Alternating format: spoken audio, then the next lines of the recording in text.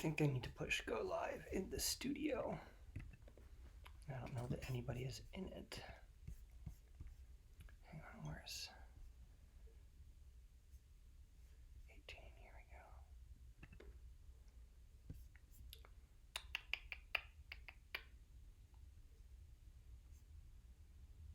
we go. Oh, There, yay. Okay, good. I'm like, well, Karen Brown or somebody would say they could see me if y'all could see me. I'm Hi, just gonna everybody. stick around. No, I'm just kidding. He needs a shamanic journey too. And like that, I want to welcome you to session 3 of Soul Shift, everybody. Yay! Woo! I'm so happy to be here with you. Hope you're happy to be here with me too. We are here in my crystal room, which is really fun.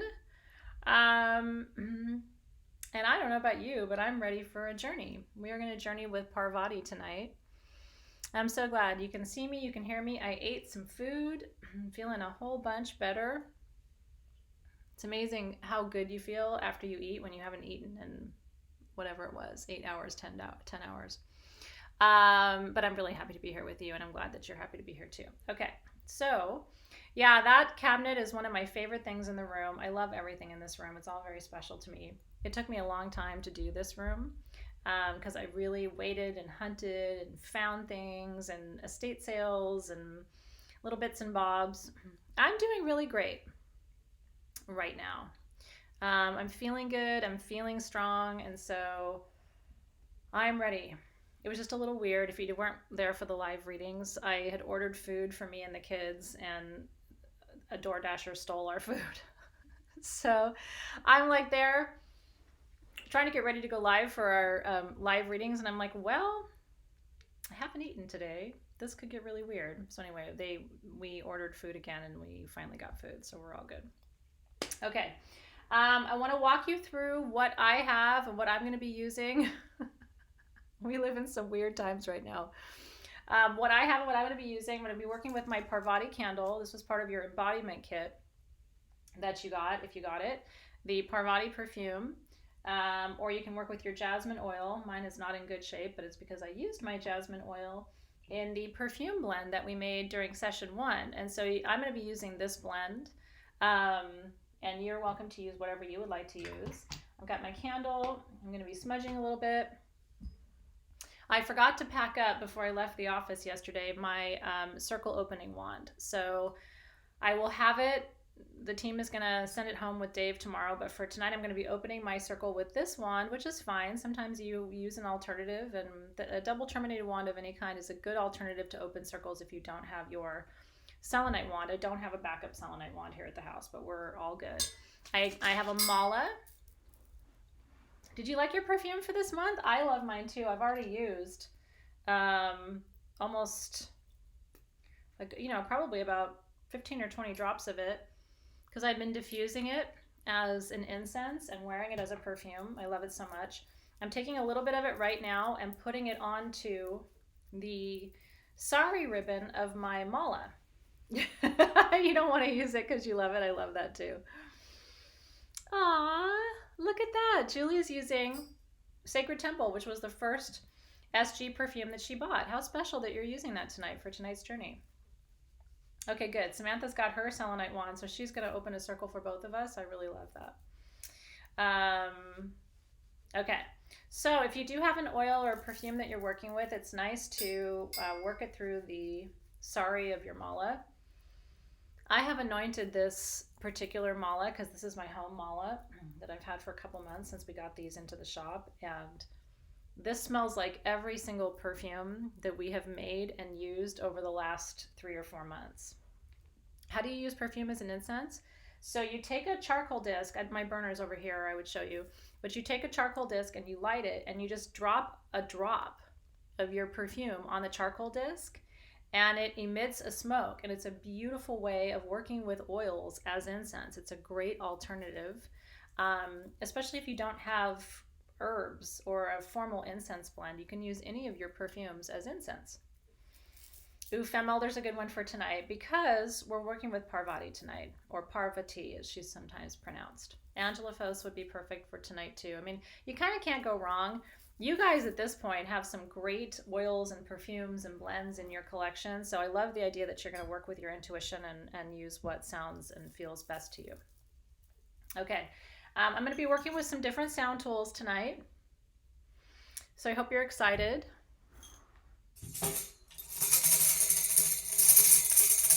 Because I wasn't trying to kiss you, but I wanted to get up on my knees. We're working with Parvati in a couple of her different forms. Parvati is a Hindu mother goddess, and she shows up as Durga sometimes. She shows up as Kali sometimes. And ultimately, she is Shakti. Ultimately, she is the divine feminine creative essence that is consort to or wife to Shiva.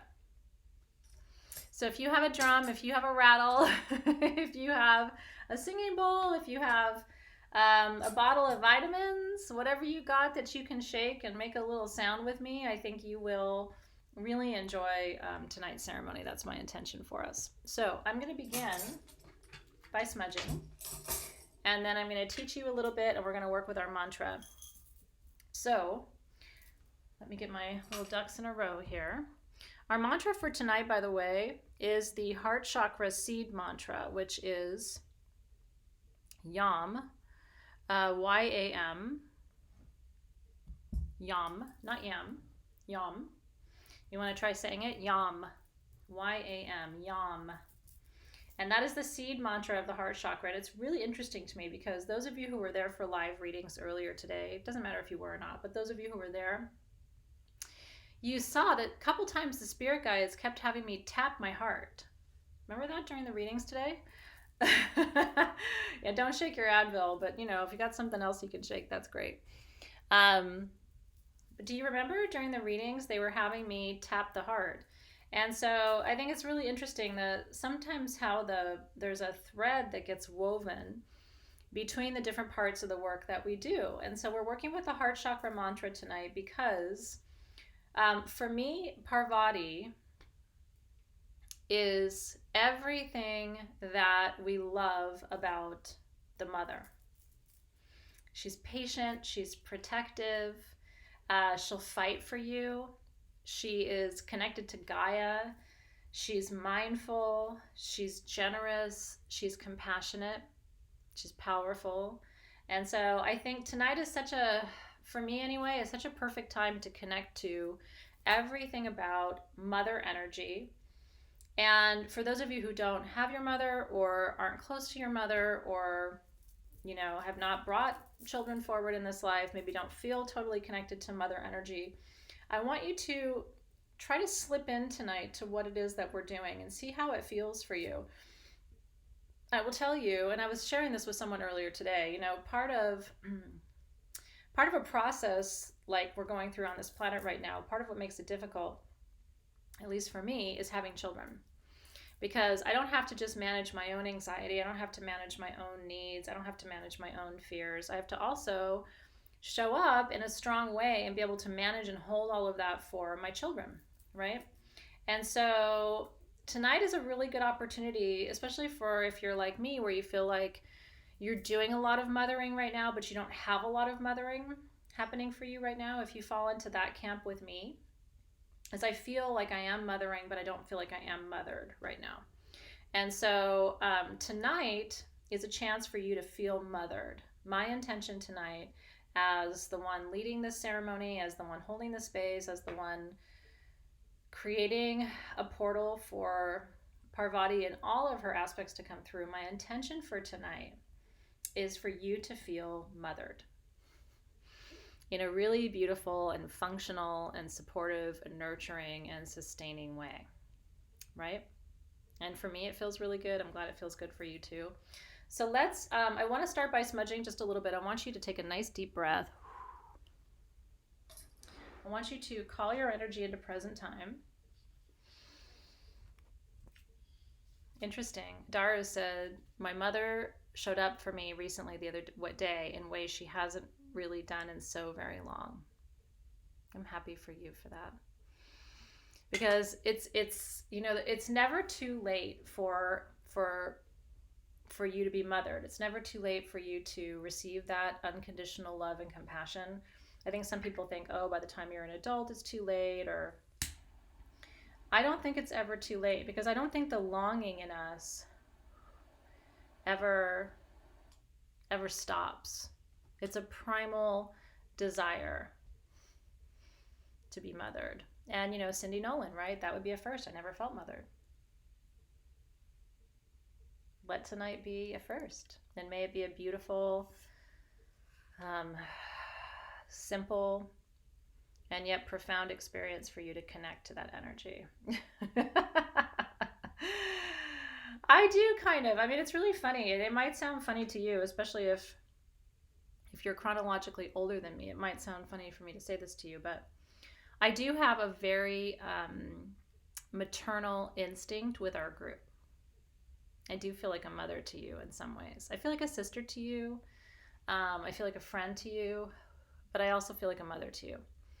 I worry about you the way a mother does. I look out for you. I try to anticipate your needs and your concerns the way a mother does.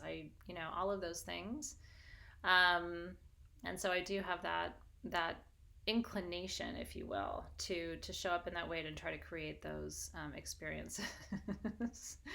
And you do. I get tremendously mothered by you.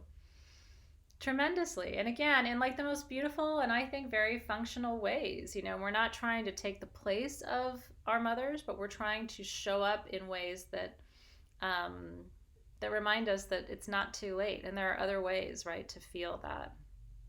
I'm glad you feel me as a sister too, because that's a big deal. And I love that. It's very true. So thank you for those of you who receive it from me. Thank you to those of you who gift it to me. It very much is a family-like atmosphere. Woo! And Vanya, I see you. She says it's 10 years this year, right? Since she lost her mother. Mm-hmm. And Christy's taking care of her sister's children since she passed, right? Now, Scout's comment is really interesting to me, too, because she said, is it weird that I felt more mothered by male deities than female ones? No. There are men in my life today who hold the divine feminine more powerfully than a lot of women in my life. So what I want to say to you is this. You don't have to be a woman to be a mother. Does that sound like the weirdest thing I ever said? But I really believe it's true. I think it's more about how you hold the feminine and what your intention is to care for, to nurture, to guide, to be supportive. And there are men in my life who bring those energies and have always brought those energies in some ways more powerfully than women. So I definitely feel mothered sometimes by men in my life, and I'm super grateful for that. My dad actually is very maternal with me.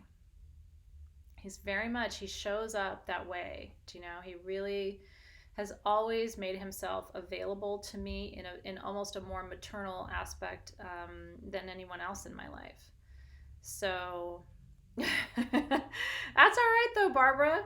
Listen, Barbara, I'm about anywhere between 3,000 and 15,000 years old. So I don't know that you're old enough to be my mother.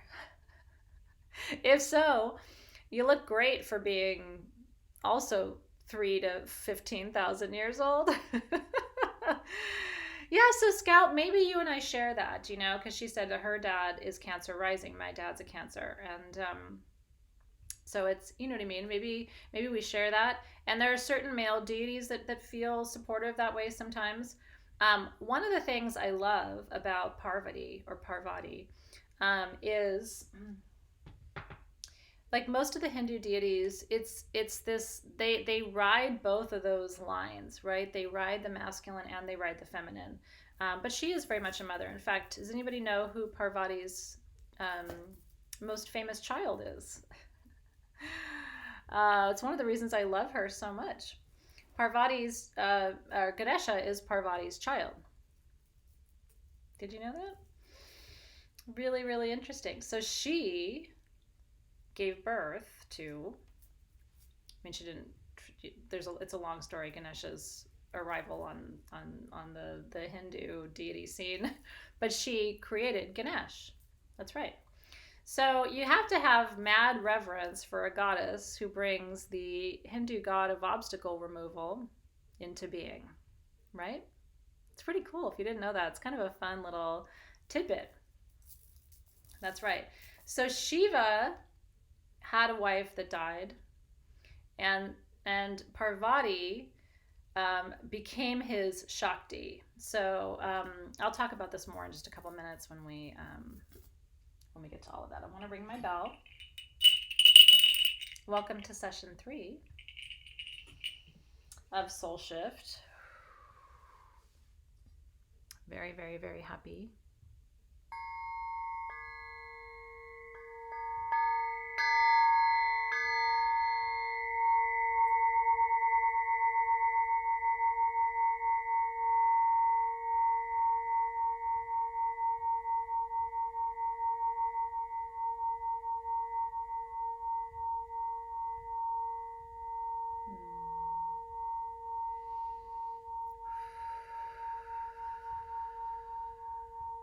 Isn't that beautiful? It's one of my favorites too.